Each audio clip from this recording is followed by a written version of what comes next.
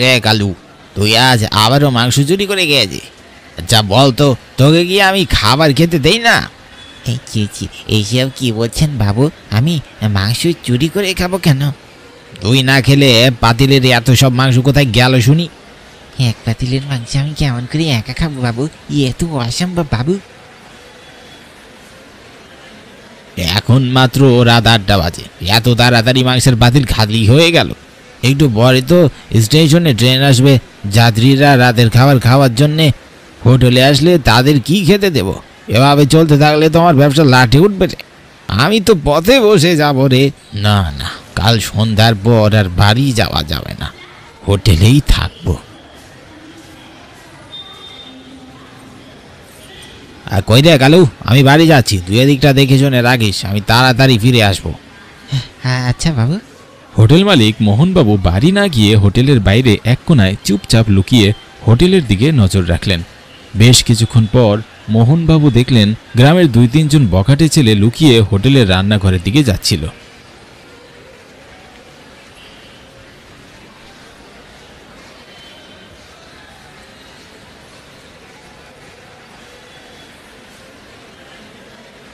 ওরে পাজি বজ্জাত ছেলেবেলে রে তোরা, তোরা তাহলে প্রতিদিন আমার হোটেলের মাংস চুরি করে খাস? ওদের এত বড় সাহস! কালু, এই কালু, কোথায় মরলি? মালিকের চিৎকার শুনে কালু দৌড়ে সেখানে আসলো। জি বাবু, জি বাবু বলুন। সব কটাকে বাহিরে নিয়ে গাছের সাথে বেঁধে রাখ, আমি এদের পুলিশে দেব। আচ্ছা বাবু।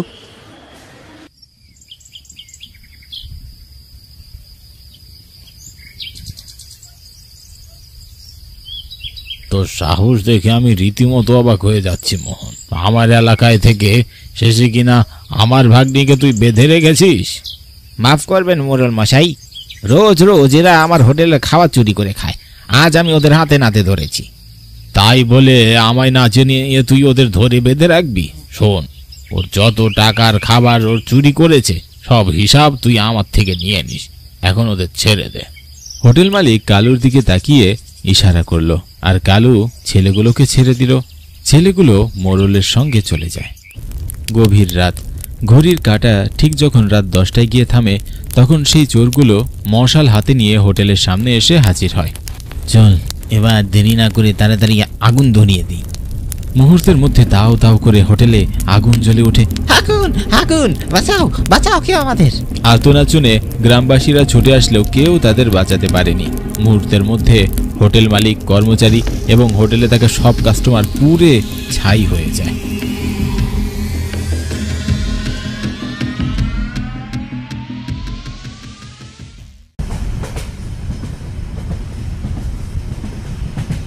দাদা, এটা কোন স্টেশন জানো? চলুন তুলি ঘাট পেরিয়ে এসেছি দাদা। কি বলছেন আপনি? কই দেখি তো। তাই তো, আপনি তো ঠিকই বলছেন। মালতী, ও মালতী, ওঠো, সর্বনাশ হয়ে গেল। কি হয়েছে? আমরা কি বীরভূম চলে এসেছি? আরে না গো, অনেক আগে বীরভূম ছেড়ে চলে এসেছে। দুজনেই ঘুমিয়েছিলাম, টেরই পাইনি। কি বলছো এসব? এখন কি হবে? দাদা, এখন কি করা যায় একটু বলুন তো। ট্রেনের চেন টান দেবো? না, চেন টানি কোনো লাভ নেই। আর স্টেশনবিহীন এইসব জায়গা নেমে কী বা করবেন?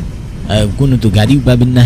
আমার মনে হয় সামনে মহেশখালী স্টেশন আছে, আপনি সেখানে নেমে যেতে পারেন। রাত 11টায় কলকাতায় একটা ট্রেন আছে, সেই ট্রেনটি ধরে বীরভূম যেতে পারবেন। ভালো বুদ্ধি দিয়েছেন দাদা।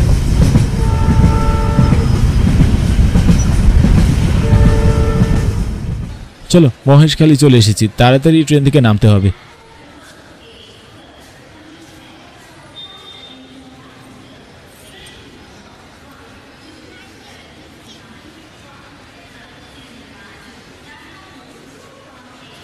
সবে মাত্র 8:45, আরো প্রায় 2 ঘন্টারও বেশি আমাদের এখানে থাকতে হবে। কিন্তু এই স্টেশনটা এমন অন্ধকার কেন? আশেপাশে তেমন কাউকে দেখছিও না। রাতে এই স্টেশনে আর ট্রেন আসবে তো? তুমি যে কি বলো না মালতী, ট্রেন আসবে না কেন? মানে স্টেশনটা একেবারে ফাঁকা, তাই একটু ভয় করছে। ভয় পেও না মালতী, সেটি ছোট একটি স্টেশন, আর তার উপর রাত হয়েছে। তুমি তো জানোই 2 বছর আগে আমি মহেশখালীতে চাকরি করতাম। এখানকার সব পথঘাট আমার চেনা জানা। তুমি চিন্তা করো না, অমাবস্যার কালো আধারে পুরো স্টেশন ঢাকা পড়ে আছে, সেই সাথে কনকনে ঠান্ডা বাতাসে ওদের হাত পাও যেন একেবারে বরফ হয়ে যাচ্ছে। লেডিস ওয়েটিং রুমে তালা ঝুলছে, টিকিট কাউন্টার ফাঁকা। দেখে তো মনে হচ্ছে যেন কোনো স্টেশন নয়, অনেক পরিত্যক্ত স্থান। মাত্র 2 বছর আগেও তো এই স্টেশনটি রাতের বেলা কতই না জাঁকজমকপূর্ণ ছিল, কিন্তু এই 2 বছরে কতটাই না পরিবর্তন হয়েছে। জানি না কেন এমনটা হয়েছে। আচ্ছা শোনো, আমার বড্ড খিদে পেয়েছে, সেই দুপুরে খেয়েছিলাম। তাহা বেশ, তো চলো আমরা গিয়ে ডিনারটা সেরে নিই। কাছে একটি ভাতের হোটেল আছে, সেখানকার মাংস রান্না বেশ সুস্বাদু। তারা দুজন হোটেলের উদ্দেশ্যে রওনা হলো। পথে হঠাৎ একজন বৃদ্ধ লোক তাদের সামনে এসে দাঁড়ালো। লোকটির পরনে ছিল একটি লাল চাদর। বয়সের ভারে সোজা হয়ে ঠিকমতো দাঁড়াতেও পারছে না। কারা তোমরা, কেন এসেছো এখানে? আমি অপূর্ব, আর ও আমার স্ত্রী মালতী। আমরা কলকাতা থেকে এসেছি, বীরভূম যেতাম, কিন্তু স্টেশন মিস করে মহেশখালীতে এসে পড়েছি। কলকাতা ফেরার ট্রেনের জন্য অপেক্ষা করছি। তা তো বুঝলাম, কিন্তু এ পথে কোথায় যাচ্ছ? ও কাকা, ওই সামনে যে মাংসের হোটেলটা আছে, সেখানে রাতের খাবারটা খেতে যাচ্ছি। মনে হয় তুমি একটা কিছু ভুল করছো বাবা, সামনে কোনো হোটেল ফোটেল নেই। তোমরা স্টেশনে গিয়ে বসে থাকো, কলকাতা যাবার ট্রেন 11টায় আসবে। কথাটি বলে লোকটি চলে গেল। শোনো, আমার মনে হচ্ছে আমাদের ওদিকে না যাওয়াই ভালো। বৃদ্ধ লোকটি তো বলছেন ওদিকে কোনো হোটেল নেই। মালতী, আমি এখানকার সব পথঘাট চিনি। বুড়োটা উড়ে এসে জুড়ে বসেছে কোথা থেকে কে জানে। চলো কথা বাড়িও না, আর একটু সামনে এগোলেই দেখতে পাবো।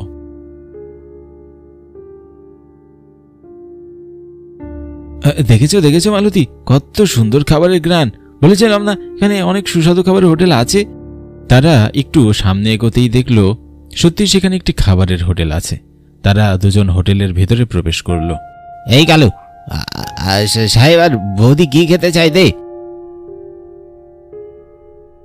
বাস কি দেবো বলুন? বাস কি খাবেন? 2 প্লেট খাসির মাংস দাও। এখনই দিচ্ছি।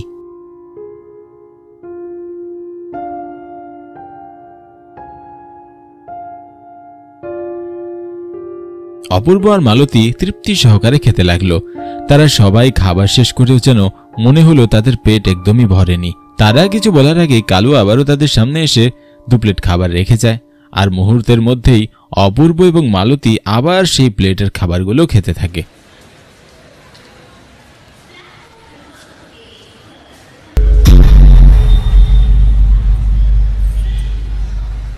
অপূর্ব, দেখো তো এটা কি?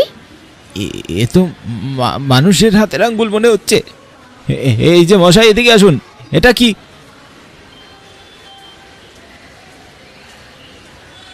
খাবারের মধ্যে এসব কি? আমরা এতক্ষণ কিসের মাংস খাচ্ছিলাম? মোড়লের ভাগ্নিকে ধরে রান্না করেছি সাহেব, এটা হরি হাতের আঙ্গুল। হোটেল মালিকের মুখে এমন রসিকতাপূর্ণ উত্তর শুনে অপূর্ব রেগে গেল আর বলল, এ কেমন রসিকতা মশাই?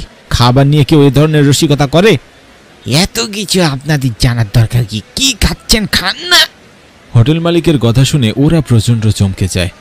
পরক্ষণেই ওরা লক্ষ্য করল কালুর পা দুটো মাটি থেকে কিছুটা উপরে। অপূর্বর চিৎকারে পুরো হোটেল কেঁপে উঠল। এতক্ষণে ওরা খুব মনোযোগ দিয়ে খাবার খাচ্ছিল। তারা ভালোভাবে লক্ষ্য করে দেখল হোটেলে থাকা প্রত্যেকের ভয়ঙ্কর রূপ। বিষয়টি দেখে ওদের বুকের ভিতরের পানি শূন্য হয়ে গেল। প্রচন্ড ভয়ে অপূর্ব মালতী দৌড়াতে লাগলো। তারা হোটেল থেকে বের হয়ে যতই দৌড়াচ্ছিল, কিন্তু কি আশ্চর্য, তারা ঘুরে ফিরে সেই একই হোটেলের সামনে এসে পড়ছিল।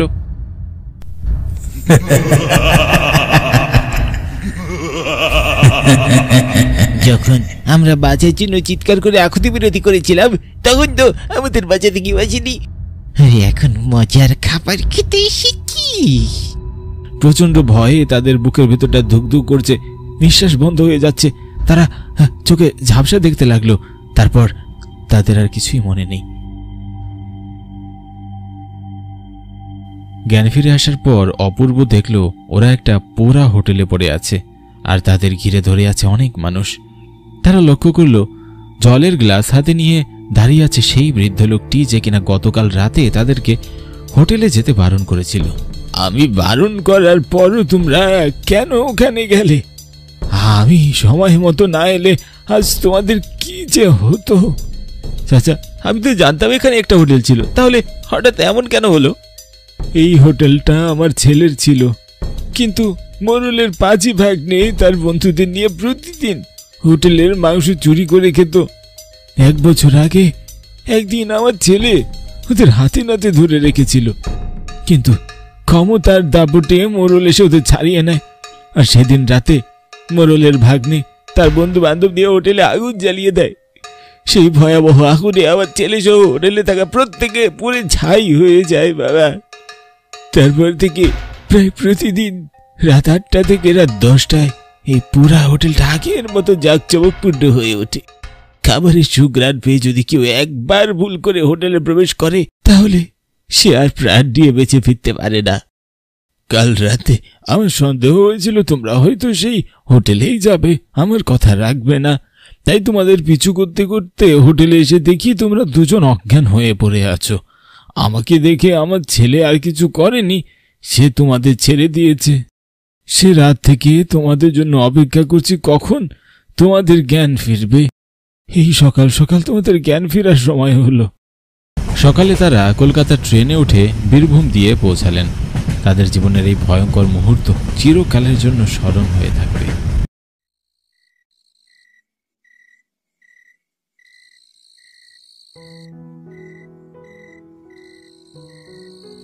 তারপর কি হয়েছে বিজয়? আমি তখন খেয়াঘাটে নামি। সেখান থেকে নদী পার হয়ে ওপারে যেতে হবে। ওপারে গেলে প্রায় 10 মিনিটের পথ, যেটাকে তেঁতুলতলার জঙ্গল বলে। এরপরেই রূপনগর। আমি যখন খেয়াঘাটে এলাম, রাত তখন 2টো বাজে। কোনো মাঝি ছিল না। হঠাৎ করে দেখতে পেলাম একজন মাঝি এসে আমাকে নৌকাতে চড়তে বলল। ভূত ছিল নিশ্চয়ই। দূর বেটা, কিন্তু কাহিনী শোন। আমি নৌকাতে উঠে বসলাম, আমাকে ওই পারে নামিয়ে দিল। নৌকাতে প্রায় 20 মিনিট বসেছিলাম, কিন্তু অদ্ভুত ব্যাপার, মাঝি একটাও কথা বলল না। যাক, আমি নৌকা থেকে নেমে যাওয়ার পর মাঝি আমাকে বলল ওখান দিয়ে সাবধানে যেতে। তেঁতুলতলার জঙ্গল নাকি ভালো না, কিন্তু আমি বিশ্বাসই করিনি। তারপর কি হলো? তারপর আমি তেঁতুলের জঙ্গলের দিকে গেলাম। আমার কেমন যেন ভয় করতে লাগলো। কিছুক্ষণ এগোনোর পর হঠাৎ করে দেখতে পেলাম তেঁতুলতলার জঙ্গলে একটা গাছের নিচে একটা মেয়ে দাঁড়িয়ে আছে। মেয়ে? বলিস কি রে? অত রাতে ওখানে মেয়ে কি করবে? হ্যাঁ, আমিও তো অবাক হই, মেয়ে এলো কোত্থেকে? মেয়েটাকে দেখে কেমন অদ্ভুত লাগছিল। সে নতুন বউয়ের কাপড় পরা। মেয়েটা আমাকে বলল সে নাকি আমাকে এগিয়ে দেবে, এই জায়গাটা নাকি ভালো নয়। ফালতু কথা, অত রাতে কোনো মেয়ে কি সেজে দাঁড়িয়ে থাকবে নাকি ওখানে? আর কেন দাঁড়াবে? অযথাই বানোয়াট গল্প বলছিস। না বীর, একদম না। আমি এসব কথা ভাবছিলাম তোর মতো, কিন্তু আমি তাকে জিজ্ঞাসা করলাম আপনি এত রাতে এখানে? সে কোনো জবাব দিল না। দুজনে হাঁটতে থাকি। হঠাৎ করে মেয়েটা একটা অশরীরীতে রূপান্তরিত হলো। মেয়েটার চেহারা দেখে আমি ভয় পেয়ে যাই। তারপর হঠাৎ দেখি মেয়েটা আমাকে মারতে চলে আসে। আর দূরে দাঁড়িয়ে সেই মাঝিটা চিৎকার করে হাসছিল, বলছিল তাড়াতাড়ি বাড়তে। তার মানে ওই মাঝিটা আর মেয়েটা দুইজনই ভূত? দেখলি, আমি আগেই বলেছিলাম। আরে দূর, এসব ভূত টুত কিছুই হয় না, এগুলো সব মিথ্যে কথা। মিথ্যে নয়, সেদিনের পর থেকে আমি অনেক অসুস্থ ছিলাম। ভগবানের কৃপায় সে যাত্রায় আমি বেঁচে গেছি। তারপর থেকে কোনোদিন আমি রাত করে আর গ্রামে যাইনি। রাতগুলি গ্রামে গেলে তোকে মেরে ফেলবে, খেয়ে ফেলবে, এই তো। সত্যি বিশ্বাস করছিস না তুই আবির? এগুলো সত্যি। আর ওই তেঁতুলতলার জঙ্গলটা আসলেই অনেক ভয়ঙ্কর জায়গা। ওখানে আসলেই অনেক আজেবাজে কিছু আছে। গ্রামের অনেকের সাথে এগুলো ঘটেছে। আরে ধুর, এসব কিছুই নয়। তুই বিশ্বাস করিস না, ঠিক আছে, তাহলে একদিন রাত করে তুই ওখানে গিয়ে দেখা। তোর যদি এতই সাহস থাকে, যদি বিজয়ের কথা সত্যি হয়, তাহলে তুই ওকে 5,000 টাকা দিবি। আর যদি তোর কথা সত্যি হয়, তাহলে ও তোকে 5,000 টাকা দিবে। হবে নাকি বাজি? হ্যাঁ, গেলাম। ওকে, ফাইন, আমি রাজি। আমি রওনা দেব। আর কাল সকালে ফেরত এসে তোদেরকে দেখিয়ে দেব যে আমি বেঁচে ফিরেছি। 5,000 টাকা রেডি রাখিস। আবির, ভেবে নে, আবারও বলছি। আমাকে তুই ভীতু পেয়েছিস নাকি? আমি তো একবারই বললাম এসব আমি বিশ্বাস করি না, যতক্ষণ না নিজের চোখে দেখব। আচ্ছা চল ভাই, আমি রওনা দিচ্ছি। সোজা কিন্তু আঙ্কেল আন্টির কাছে যাবই, আমি বলে দিলাম। হ্যাঁ, কোনো সমস্যা নেই, বাবা মাকে আমার কথা বললেই হবে। ওকে, ঠিক আছে। এতক্ষণ ভার্সিটির হোস্টেলের মাঠে বসে বিজয়, আবির আর অর্জুন গল্প করছিল। ওরা তিনজনই এই হোস্টেলের ছাত্র। বিজয় ওদেরকে তার সাথে ঘটে যাওয়া রূপনগর গ্রামের তেঁতুলতলার জঙ্গলের ভয়ঙ্কর অভিজ্ঞতা শোনাচ্ছিল, কিন্তু আবির সেটা কিছুতেই বিশ্বাস করছিল না। আর ভূত নেই সেটা প্রমাণ করতে আবিরও তাই রওনা দিল তেঁতুলতলার জঙ্গলের উদ্দেশ্যে।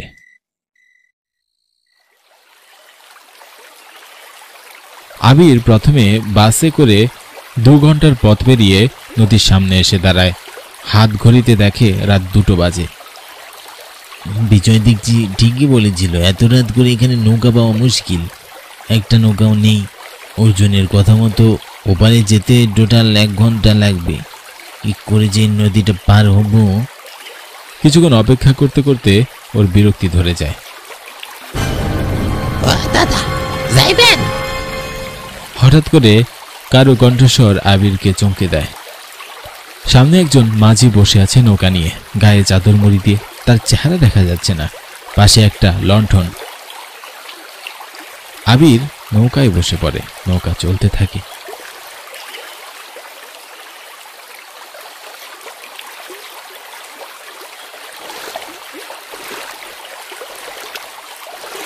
যাক বাবা, বাঁচলাম। হ্যাঁ দাদা, আমাকে একটু নদীটা পার করিয়ে দিন না। ওই তেঁতুলতলার জঙ্গলটায় নিয়ে যান। তেঁতুলতলার জঙ্গলে আপনি কি কামে যাইবেন দাদা? আসলে জঙ্গলে কোনো কাজ নেই, তবে জঙ্গলটা পেরিয়ে আমাকে রূপনগর যেতে হবে দাদা। কিন্তু ওই জঙ্গলটা তো ভালো নয় দাদা। তেঁতুলতলার জঙ্গলে একটা মাইয়া রাতটা কইরা বেড়ায়। রাত কইরে ওইখানে কেউ গেলে তারে মাইরা ফেলে। আরে দাদা, আপনি যাবেন কিনা যেতে বলুন। এগুলো সব ভুয়া কথা, এইসব আমি বিশ্বাস করি না। আপনি বিশ্বাস করেন না? না, একদম বিশ্বাস করি না। যদি নিজের চোখে দেখেন সেটা না হয় পরে দেখা যাবে, কিন্তু আপনি নৌকা চালান দাদা, আমাকে তাড়াতাড়ি যেতে হবে। ঠিক আছে।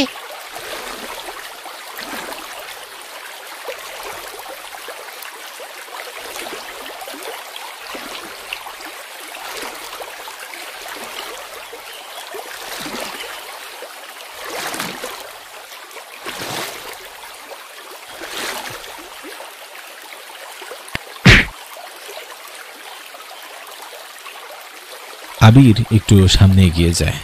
ওই তো সামনেই তেঁতুলতলার জঙ্গল। বিজয়ের কথা মতো আমার এখন সেই মেয়েটার দেখা পাওয়ার কথা, কিন্তু কেউই তো নেই। এটা আমাকে বলদ বানাতে চেয়েছিল। মনে মনে হাসতে লাগলো আবির, কিন্তু সে হাসি বেশিক্ষণ টিকল না। হঠাৎ করে একটা মেয়ের কণ্ঠস্বর শোনা গেল। কোথায় যাচ্ছেন আপনি? আবির তাকিয়ে দেখলো হ্যাঁ, একটা মেয়ে দাঁড়িয়ে আছে। ঠিক মেয়ে বললে ভুল হবে, বিয়ের বেনারসি পরা এক বউ দাঁড়িয়ে আছে, ঘোমটা দেওয়া। আবির বেশ অবাক হলো। অর্জুনের কথাই তো তাহলে সত্যি। এত রাত করে এখানে মেয়েটা কি করছে? পরক্ষণেই ভাবে হয়তো মেয়েটার বাড়ি এখানে আশেপাশে কোথাও। তবু আমতা আমতা করে সে জিজ্ঞাসা করে, আমি রূপনগরে যাব, আপনি গিয়ে? আমাকে আপনি চিনবেন না, আসুন আপনাকে এগিয়ে দেই। কোথায় গিয়ে দিবেন আর কেন? আসলে এই জায়গাটা ভালো না। এখানে একটা মেয়ে রাত করে ঘুরে বেড়ায়, কাউকে একা পেলে মেরে ফেলে। কি বলেন? আপনিও এইসবে বিশ্বাস করেন? বিশ্বাস না করার কি আছে? আপনি করেন না? না, একটু করি না। আপনারা গ্রামের লোকেরা এমনিতেই বিতু, এসব কিচ্ছু হয় না, এসব মনের ভুল। যদি আপনি নিজের চোখে দেখেন তাহলে বিশ্বাস করবেন? বিশ্বাস করব, তবে এমন কিছু ঘটবে না। সায়েন্স বলে ভূত বলে কিছু হয় না। আপনি তাহলে সায়েন্সের স্টুডেন্ট? তাহলে দেখুন তো এবার বিশ্বাস করেন কিনা। এই বলে মেয়েটার ঘোমটা খুলে যায়।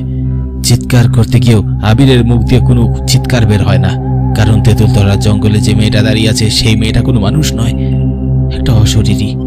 কিন্তু তখনও তার মুখ বউয়ের মতন সাজ হয়ে আছে। এবার বিশ্বাস করেছেন? কে কে আপনি? আমি মালিনী। আপনি আমার কাছে কি চান? প্রতিশোধ। আমি আপনার কি ক্ষতি করেছি? তুই ক্ষতি করিসনি, গোটা মানব জাতি আমার ক্ষতি করেছে। মানব জাতি অকৃতজ্ঞ। মানে কি হয়েছে আপনার সাথে? আরো 7 বছর আগে আমি আর আমার নতুন বর মিলে এই নদীর পার হয়ে প্রথমবারের মতো শ্বশুর বাড়ি ফিরছিলাম। কিন্তু এই তেঁতুল তলার জঙ্গলে আসতেই কিছু ডাকাত আমাদের ধরে ফেলে আর আমার গয়না গাটি নিয়ে যায়। তারপর আমার স্বামীকে খুন করে। শুধু এতটুকুতেই তারা থামেনি, জোর করে আমাকে ধর্ষণ করে। তারপর আমাকেও খুন করে ফেলে। আমি অনেক চিৎকার করেছি। আশেপাশে গ্রামের লোকেরা সব বুঝতে পেরেও আমাদের উপকার করতে আসেনি। আমাদের লাশ ফেলা হয় এই নদীতেই। এক রাতেই সব শেষ হয়ে যায় আমার। সেদিনই আমি প্রতিজ্ঞা নিয়েছি, এই পথ দিয়ে যত পথিক যাবে আমি তাদের প্রত্যেকের উপর নিজেদের মৃত্যুর বদলা নেব। হায় ভগবান, আপনার সাথে খুব বড় অন্যায় হয়ে গেছে। কিন্তু আমি তো এইসব জানি না, আর আমি ওই গ্রামেরও না। আমি শুধুমাত্র বন্ধুদের সাথে বাজিয়ে দেখে এখানে এসেছি। আমাকে ছেড়ে দিন। ওসব বলে তো আর এখন হচ্ছে না। তোকে তো মরতেই হবে। এখানে যে আসে সে আর বেঁচে ফিরে না।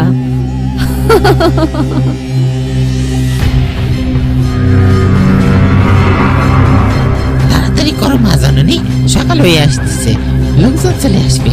এটাকে এখানেই মারতে হবে।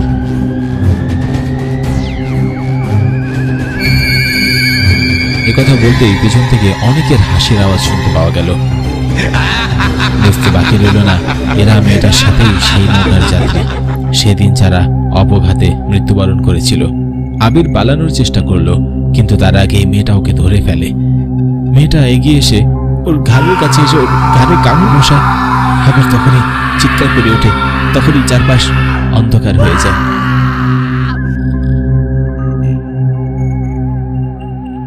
আমি বেঁচে আছি, বেঁচে আছি। আপনারা ওকে কোথায় পেলেন? সকালবেলা তোমাকে ওই তেঁতুলতলার জঙ্গলে আমাদের নিমাই পড়ে থাকতে দেখেছিল, ওই তোমাকে নিয়ে এসেছে। আর গত রাতে বিজয় আমাদেরকে ফোন করেছিল। তুমি যে কেন আসলে? তোমাকে তো আসতে বারবার নিষেধ করা হয়েছিল। এখন ঠিক আছো? আন্টি, আমি আসলে বিশ্বাস করতাম না, কিন্তু এখন আমি বিশ্বাস করি। ঠিক আছে বাবা, রেস্ট করো। তোমার ঘাড়ে চোট ছিল, ব্যান্ডেজ করেছি, এখন আর সমস্যা নেই। অশেষ কৃপা। আমি এখনই ঢাকা চলে যাব। কি বলো?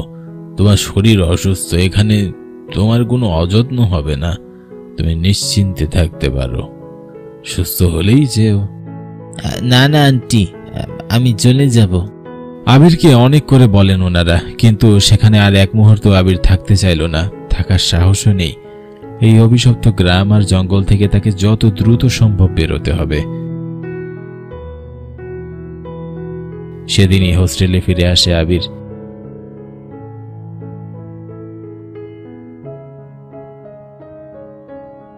সেদিনের পর ওর ভীষণ জ্বর হয়। সেরে উঠতে প্রায় 1 মাস লেগে গিয়েছিল।